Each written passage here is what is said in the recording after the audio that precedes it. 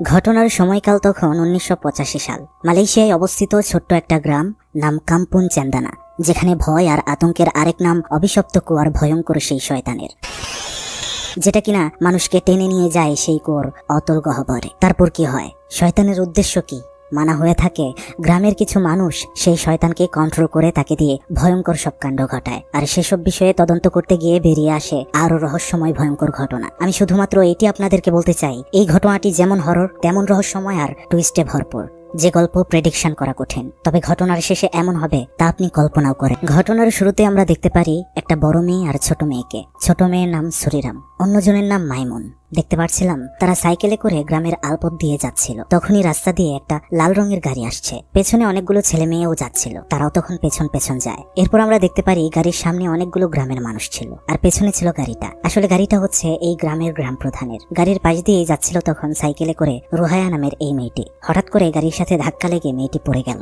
মেয়েটিকে সাহায্য করার জন্য গাড়ি থেকে বের হয়ে আসে গ্রাম প্রধানের ছেলে জাকির। সে মেয়েটিকে সরি বলে, কিন্তু মেয়েটি যখন সেখান থেকে চলে যাচ্ছিল আমরা জাকিরকে দেখে বুঝতে পারছিলাম তার মেয়েটিকে অনেক পছন্দ হয়েছে। আজকে গ্রামটিতে উৎসবের আয়োজন করা হয়েছে, কেননা অনেক বছর পর গ্রাম প্রধান হাজি মুলকের সন্তান জাকির গ্রামে ফিরে এসেছে, যে কিনা এই গ্রামের ভবিষ্যৎ পরবর্তী গ্রাম প্রধান হবে। সেখানে আমরা রুহায়াকে সুফিয়ান নামের লোকটার সাথে বসে থাকতে দেখি। আসলে তারা হচ্ছে হাজব্যান্ড ওয়াইফ, আর এই ছোট্ট মেয়ে সুরিরাম হচ্ছে তাদের একমাত্র মেয়ে। রাতে গ্রামবাসীদের উদ্দেশ্যে বক্তব্য দিচ্ছিল গ্রাম প্রধানের ছেলে জাকির। সে আর কয়েকদিন পরেই ভোটে দাঁড়াবে। গ্রামের মানুষও খুবই খুশি। একটু পরে সেখানে মুভি দেখার আয়োজন করা হয়, যেটার দায়িত্বে আছে সুফিয়ান। সেখানে আমরা একটা মোটা ছেলেকেও দেখতে পারি। সে একটু প্রতিবন্ধী টাইপের, বাদাম বিক্রি করছিল। আকাশের অবস্থাটাও তখন ভালো না। সুরিরাম তার বাবার কাছে এসে বলল তারা বাড়িতে চলে যাবে, সাথে তো মাইমুন। তারা তখন বাড়িতে ফিরছিল। এখানে বলে রাখা ভালো, মাইমুন কথা বলতে পারে না। সে রুহায়া আর সুফিয়ানের মেয়ে সুরিরামকে ছোট থেকেই দেখে শুনে রাখে। তারা আসার সময় হঠাৎ করে দেখতে পেল সামনে কেউ যেন পড়ে আছে। ভাবলো কেউ হয়তো বিপদে পড়েছে। মাইমুন সামনে যেতেই এলাকার ছেলেপেলেরা তাকে অ্যাটাক করলো খারাপ উদ্দেশ্যে। যেহেতু মেয়েটা অসহায় আবার কথা বলতে পারে না, তাই সবাই এটার একটা ফায়দা তুলতে চায়। যদিও সেখানে সেই মোটা বাদাম বিক্রেতা ছেলেটি এসে তাদেরকে রক্ষা করে। তারা যখন বাড়িতে ফিরে যাচ্ছে সুরিরাম হঠাৎ করে দাঁড়িয়ে গেল। সে দেখতে পেল গ্রামের সেই ভয়ানক কুয়োটার উপরে গাছের মধ্যে অনেকগুলো ফুল ফুটেছে, যেগুলোর ঘ্রাণ তাকে বিমোহিত করছে। সে ফুলগুলো আনতে চাইছিল। মাইমুন তো সেখানে যেতে তাকে মানা করছিল, কিন্তু সুরিরাম কিছু শোনে না। সুরিরাম ফুল ছিঁড়তে গেল, কিন্তু সেখানে সে ভয়ঙ্কর কিছু একটা দেখতে পায়, আর একটা চিৎকারের আওয়াজ। তারপর কি হয় আর দেখানো হয় না আমাদের। এদিকে বৃষ্টি এসে পড়েছে, তাই গ্রামে মুভি দেখার আয়োজন বন্ধ। আর এদিকে আমরা দেখতে পাচ্ছিলাম মাইমুন ভয়ে একা একা পালিয়ে যাচ্ছিল। তখনই তার সাথে রুহায়া মানে সুরিরামের মায়ের দেখা হয়। সে তো তাকে জিজ্ঞেস করে সুরিরাম কোথায়, কিন্তু আমরা দেখতে পাচ্ছিলাম মাইমুন কিছুই বলছিল না। সে খুবই ভয় পেয়ে যায় আর সেখান থেকে দৌড়ে বাড়িতে চলে আসে। রুহায়া কিছুই বুঝতে পারছিল না যে কি হলো ব্যাপারটা। সে তো মাইমুনের বাড়িতে চলে যায়। মাইমুন দরজা বন্ধ করে চিৎকার করছিল। সে তো দরজা ধাক্কাচ্ছিল, কিন্তু মাইমুন খুলছিল না। তখন সেখানে মাইমুনের মা তিজা আসে, আর দরজাটা খোলার পর আমরা দেখতে পাচ্ছিলাম মাইমুন রুহায়ার উপর অনেক খেপে গিয়েছিল। এটা হওয়ার পর তো রুহায়া আরো বেশি অবাক হয়ে যায়। তখন তিজা বলে আপনি যান, আপনার মেয়েকে উৎসবে গিয়ে খুঁজুন, সেখানেই পাবেন। এদিকে বৃষ্টিও কমেছে, আবারও মুভি দেখার আসর বসেছে। সেখানে গিয়ে রুহায়া তার হাজব্যান্ড সুফিয়ানকে সুরিরামকে পাওয়া যাচ্ছে না এটা বলে। আর সুরিরাম মাইমুনার সাথে ছিল, কিন্তু সেও এখন কিছু বলছে না। এগুলা বলার পর সেখানে সবাই তো খুব চিন্তিত হয়ে যায়, আর সুরিরামকে খুঁজতে শুরু করে। গ্রামটা পুরো উলট পালট করে ফেলে খুঁজতে খুঁজতে, কিন্তু পায় না। আমরা দেখতে পাচ্ছিলাম গ্রামের লোকজনকে মানিসা নামের একটা মহিলাটি অন্য কিছু বোঝাচ্ছিল। সে বলছিল সুরিরামকে হয়তো কুয়ার শয়তানের কাছে বলি দেওয়া হয়েছে। এটা হয়তো রুহায়া নিজেই করেছে, কারণ সে একজন অকেজো মা। তার মেয়েকে সে একটা প্রতিবন্ধীকে দেখাশোনা করতে দিয়েছে। রুহায়া সেখানে গিয়ে এমন কথা শুনতে পেয়ে অনেক রেগে যায়। তাদের মধ্যে তখন অনেক কথা কাটাকাটি হয়। হঠাৎ করে রুহায়া সেখানে নদীর তীরে দেখতে পায় সেখানে দাঁড়িয়ে আছে সুরিরাম, কিন্তু সেখানে যাওয়ার পর সে আর তাকে খুঁজে পায় না। অনেক খোঁজা হয়, কোনোভাবেই পাওয়া যায় না। এদিকে আমরা দেখতে পারি গ্রামের ভেতরে গাড়ি ঢুকছে। ভেতরে একটা মহিলা, নাম হলো কামিলা। হঠাৎ করে তার চোখ পড়লো ছোট্ট একটা মেয়ের দিকে, যে জঙ্গলের দিকেই যাচ্ছিল।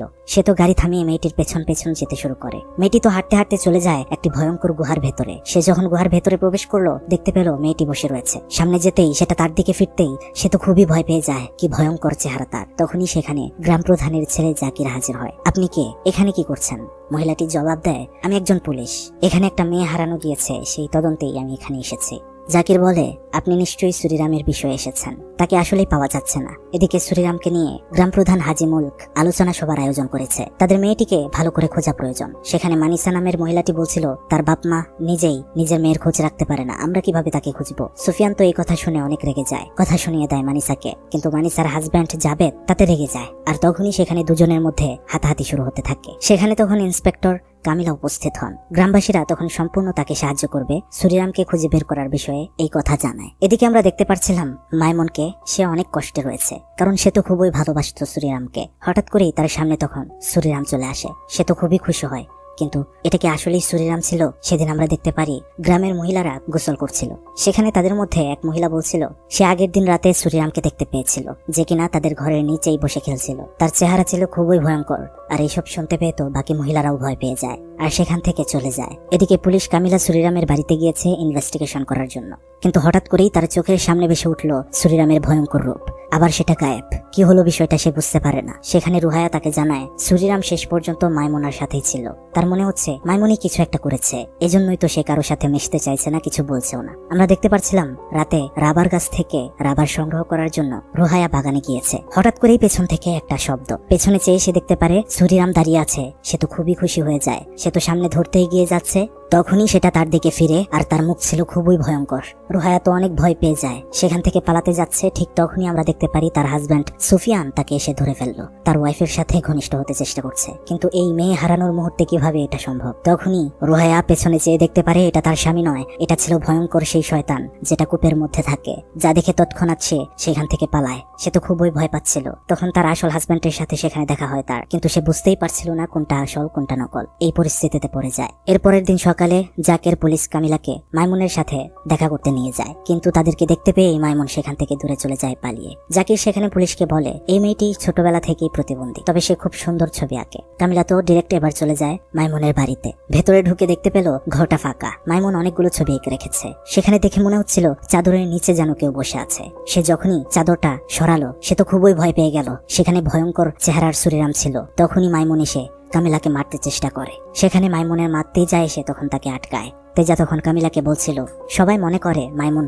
সুরিরামের কিছু করেছে, কিন্তু সে তো অনেক ভালোবাসতো তাকে। আসলে রুহায়ার বিয়ের কিছুদিন পরেই সুরিরাম হয়েছিল। গ্রামের সবাই তো জানে রুহায়া বিয়ের আগেই গর্ভবতী ছিলেন। কামিলা তখন জিজ্ঞেস করলো তাহলে তার বাবা কে? তেজা বলে তার বাবা হতে পারে সেই কুয়ার ভয়ঙ্কর শয়তানটা। আমি যখন তার বাচ্চা প্রসব করার চেষ্টা করছিলাম তখন সেই শয়তানকে পাশে দেখতে পেয়েছিলাম, যেটি তখনই সুরিরামকে নিয়ে যেতে এসেছিল। এটা একটা ভয়ঙ্কর কুয়া যেখানে সে থাকে। এই বিষয় শোনার পর অবাক হয় কামিলা। জাকির আর কামিলা সেখান থেকে যখন আসছিল জাকির তাকে জিজ্ঞেস করলো আপনি কি নিয়ে তো ভাবছেন? কামিলা বলে তিজা বলেছে রুহায়ার মেয়ে সুরিরামকে সেই কুয়োর শয়তানটা নিয়ে যেতে চাইছিল, ছোটবেলা থেকেই নাকি এটা হয়ে আসছে। এটা কি সত্যি?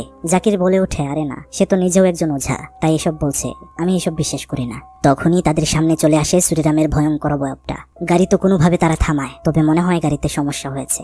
সেটা চেক করে জাকির যখন কামিলার দিকে চাইলো দেখতে পেল তার পাশে বসেছিল ভয়ঙ্কর একটা শয়তান, কিন্তু সে গাড়ির ভেতরে গিয়ে কিছুই দেখতে পারে না। কামিলাকে গাড়ি থেকে বের করলো সে, কিন্তু কামিলা আবারও দেখতে পারে সুরিরামের অবয়বটা জঙ্গলের ভেতরে ঢুকছে। সে তো পেছন পেছন যায়, সেখানে ছিল একটা গুহা। ভেতরে গিয়ে সে দেখতে শুরু করে, কিন্তু সেখানে তখনই ভয়ঙ্কর শয়তান এসে তাকে ভয় দেখাচ্ছিল। এদিকে রাস্তায় তো খুঁজছে জাকির কামিলাকে। হঠাৎ করে সে দেখতে পেল কামিলা গাড়ির ভেতরেই বসে আছে। সে তো গাড়ির ভেতরে গিয়ে কামিলাকে স্পর্শ করতে যাবে, তখনই সেটা তার দিকে চেয়ে ওঠে, যেটি কামিলা ছিল না, ছিল একটা ভয়ঙ্কর কিছু। সে তো ভয় পেয়ে কোন রকমে গাড়ি থেকে নেমে আসে। তার সাথে তখন ধাক্কা লাগে আসল কামিলার। মানে এখানে তাদেরকে শয়তান ভালোই ভয় পাওয়াচ্ছিল। তারা কোন রকমে সেখান থেকে চলে আসে। এদিকে আমরা দেখতে পারি মাইমনের মন খারাপ।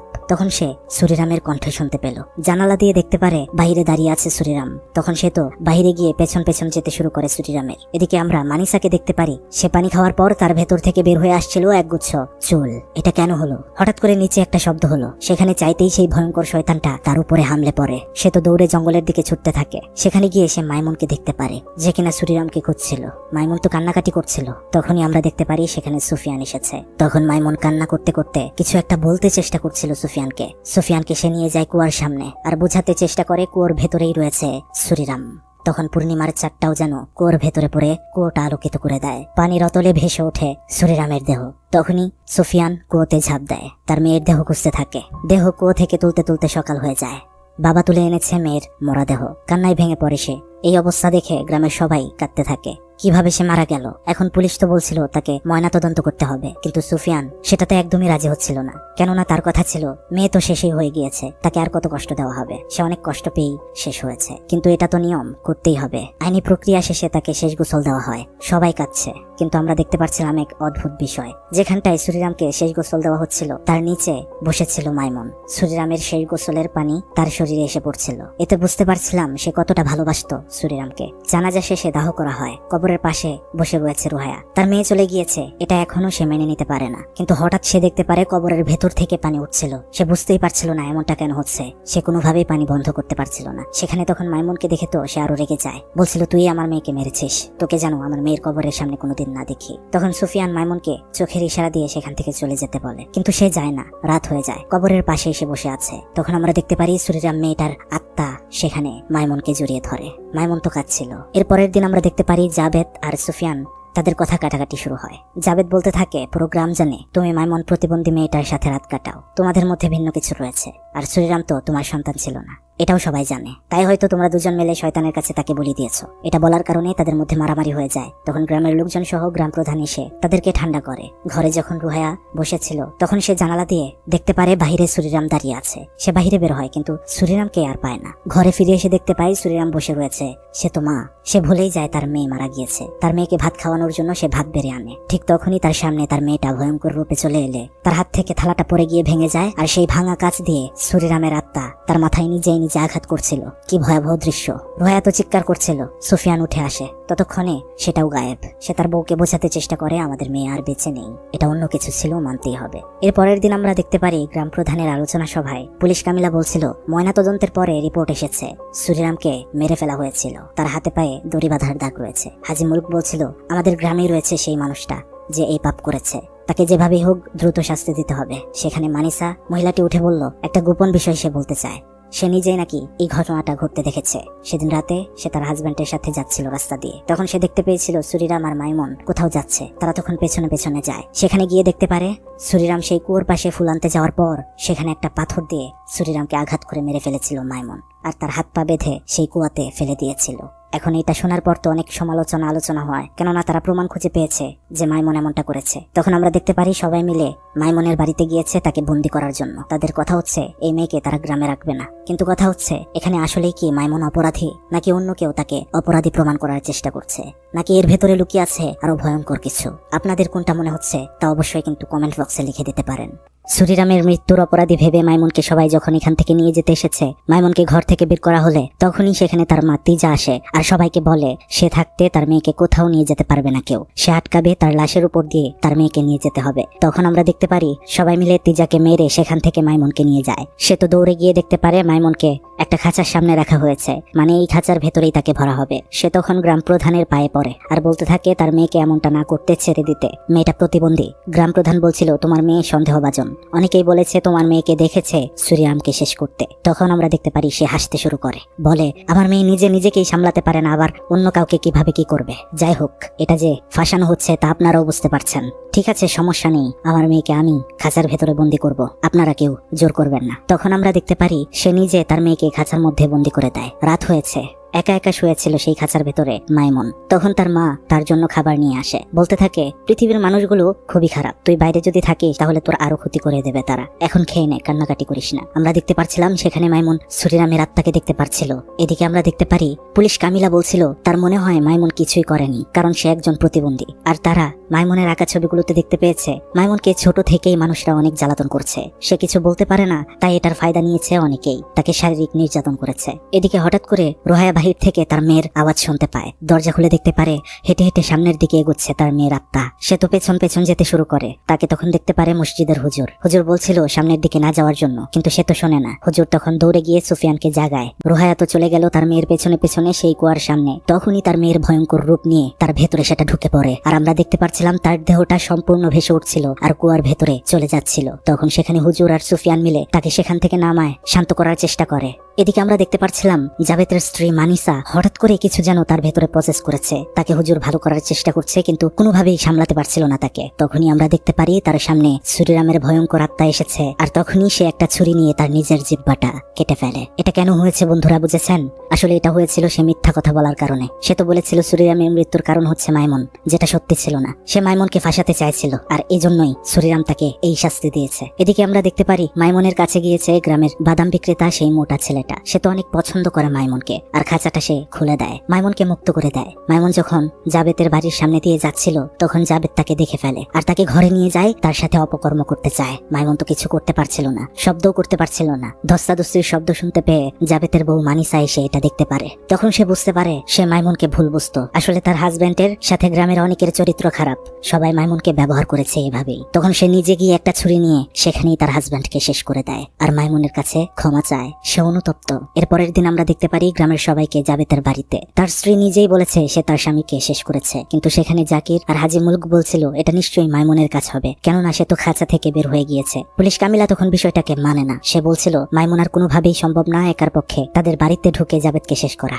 এবার আমরা দেখতে পারছিলাম মাইমুনকে সবাই খুঁজতে থাকে। সে পালাতে চেষ্টা করলেও পারে না, তাকে আবারও ধরে এনে খাঁচায় বন্দি করে দেওয়া হয়। সেখানে মহিলাগুলো বলতে থাকে তুই এই গ্রামের পুরুষগুলোকে নষ্ট করেছিস, আর তোরা তো ওঝা, তোরা মানুষকে মেরে শয়তানের কাছে বলি দিস। এইসব বলার কারণে রেগে যায় মাইমুনের মা তেজা। বলতে শুরু করে চুপ কর, নয়তো তোর উপরে কালো জাদু করবো এবার। তখন আমরা দেখতে পাচ্ছিলাম সবাই ঢিল মারতে শুরু করে তাদেরকে। এই অবস্থায় সেখানে গ্রাম প্রধান আর তার ছেলে জাকির সেখানে এসে সবকিছু সামাল দেয়। সেখানে যখন রুহায়া আসে তখন আমরা দেখতে পারি মাইমুন তার দিকে হাত বাড়ায় আর বলতে থাকে সুরিরাম। অনেক কষ্ট করে সে শুধু এটাই বোঝাতে চেষ্টা করছিল যে রুহায়া এসব কিছুর পেছনে রয়েছে। রুহায়া তো অনেক ক্ষেপে যায়, তাকে মারতে চাইছিল। তখন সে তার মেয়েকেও সেখানে দেখতে পারছিল আর ভয়ে দৌড়ে তার ঘরের মধ্যে এসে দরজা বন্ধ করে দেয়। সবাই তো তার পেছন পেছন বাড়ি যায়। সুফিয়ান তো ঘরের দরজা ভেঙে ঢুকে দেখতে পারে রুহায়া অদ্ভুত অঙ্গভঙ্গি করছিল।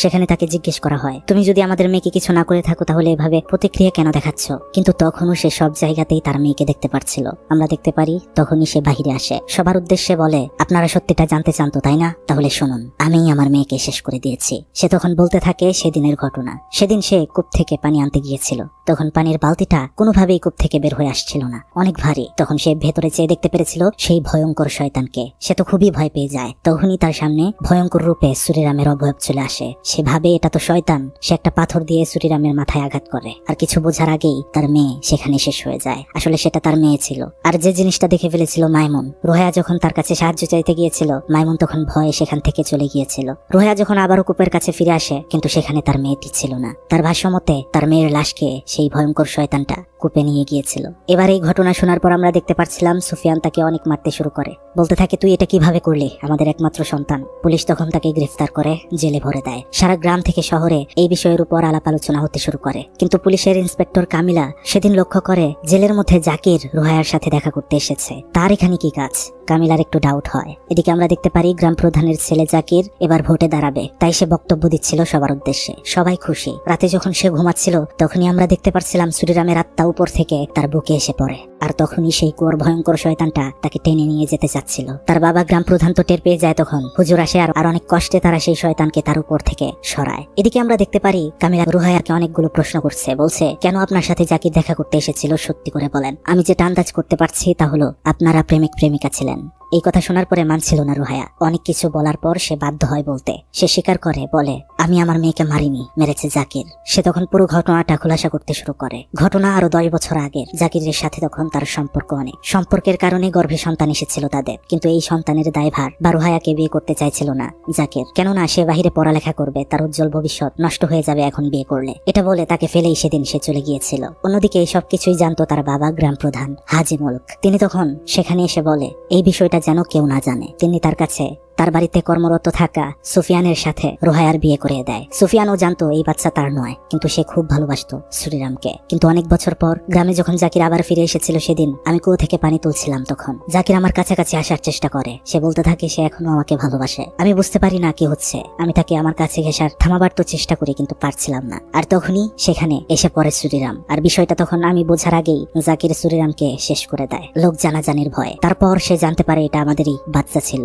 কিন্তু সে এটাতে কোনো অনুতপ্ত বোধ করে না, বরঞ্চ আমাকে অনেক শাসায়, বলে এগুলো যেন কেউ জানতে না পারে। তারা ক্ষমতাধর। আমি কিছুই করতে পারছিলাম না। আমাকে ভয় দেখিয়ে লাশটাকে কুয়াতে ফেলতে বাধ্য করা হয়। সেই থেকে বুকে তীব্র যন্ত্রণা নিয়ে আছি আমি। তখন কামিলা বলে দেখো, সত্য কোনোদিন চাপা থাকে না, চলো সবকিছু বলতে হবে গ্রামবাসীকে। এদিকে আমরা দেখতে পাচ্ছিলাম জাকের তার হাতে একটা তলোয়ার নিয়ে মাইমুনের পিছন নিয়েছিল, কারণ সে বুঝতে পেরেছিল মাইমুনা আর তার মা তার উপর শয়তান লেলিয়ে দিয়েছে, তাকে মারার চেষ্টা করছিল। তখন তো সে মাইমুনকে আঘাত করতে চেষ্টা করছিল। এটা দেখে ফেলে সেই মোটা ছেলেটা। জাকের থেকে লুকিয়ে গিয়েছে মাইমুন।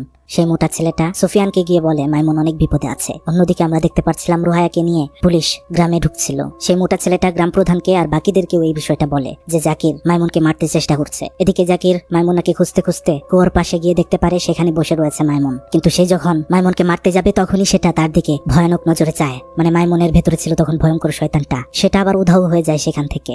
জাকির তখন সেখানে আসল মাইমুনকে পেয়ে মারতে শুরু করে, কিন্তু সুফিয়ান তাকে আটকায়। তবে সুফিয়ান তার সাথে পারছিল না। সেখানে তখন গ্রামবাসী সহ তার বাবাও চলে আসে। তার বাবা এসব থামাতে বলে, কিন্তু সে মানে না। সে মাইমুনকে মেরে ফেলতে চাইছিল। তখনই সেখানে মাইমুন আর মা আসে, আর মাইমুনকে মারতে গিয়ে মাইমুনের মাকে মেরে ফেলে জাকির। এতে তিজা সেখানেই মারা যায়। পাশের গাড়িতে করে মাইমুনকে অন্য জায়গায় নিয়ে যাচ্ছিল জাকির। তখনই পুলিশের গাড়িও আসছিল। জাকির যখন মাইমুনকে নিয়ে যাচ্ছিল হঠাৎ করেই সামনে সুরিরামের আত্মা এসে পড়লো, আর গাড়িটা অ্যাক্সিডেন্ট করে সেখানে পানিতে পড়ে নিচে চলে যায়। ভেতরে তো তারা দুজন আটকে গেল। তখন আমরা দেখতে পারি সুরিরামের আত্মা এসে মাইমুনকে সেখান থেকে বের করে নিয়ে যাচ্ছিল। সুরিরাম সেখান থেকে তখন উধাও হয়ে যায়। পানির নিচে আমরা রুহায়াকে দেখতে পারি, সে মাইমুনকে উপরে তুলছিল, কিন্তু মাইমুনকে পেছন থেকে জাকির ধরে ফেলে। কিন্তু আমরা সেখানে দেখতে পারি রুহায়াকে দেখে মাইমুনকে ছেড়ে দেয় জাকির। আর তারা যেহেতু প্রেমিক প্রেমিকা, সেখানেই তখন একে অপরকে দেখছিল তারা। আর ওইখান দিয়ে রুহায়া করে কি পানির নিচে আঘাত করে দেয় জাকিরকে, কিন্তু সে বুঝতে পারে না। সে তো ধীরে ধীরে পানিতে লুটিয়ে পড়ে, আর সেখানেই শেষ হয়ে যায় জাকির। রুহায়া শেষ করে দিয়েছে জাকিরকে। গ্রাম প্রধান মারতে চাইছিল রুহায়াকে, কিন্তু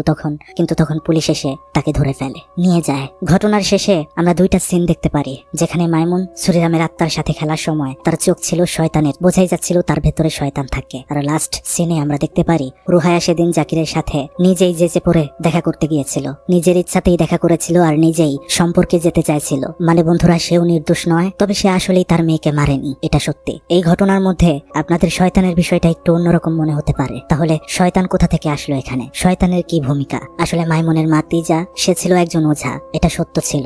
আর তার বংশের মানুষগুলো ওঝা ছিল, যারা শয়তানকে লালন পালন করতো, তাদের কাছে মানুষ বলি দিত। কিন্তু এই ঘটনাতে তারা খারাপ কিছু করেনি, এখানে ভালোই ছিল। শুধু এখানে শয়তান বা জিন বলুন, সেগুলো তাদেরকে সাহায্য করতে চেষ্টা করেছে পুরো ঘটনাতে। আশা করছি বন্ধুরা বুঝতে পেরেছেন ঘটনাটি। আর কেমন লাগলো তা কিন্তু অবশ্যই কমেন্ট বক্সে জানাতে একদমই ভুলবেন না।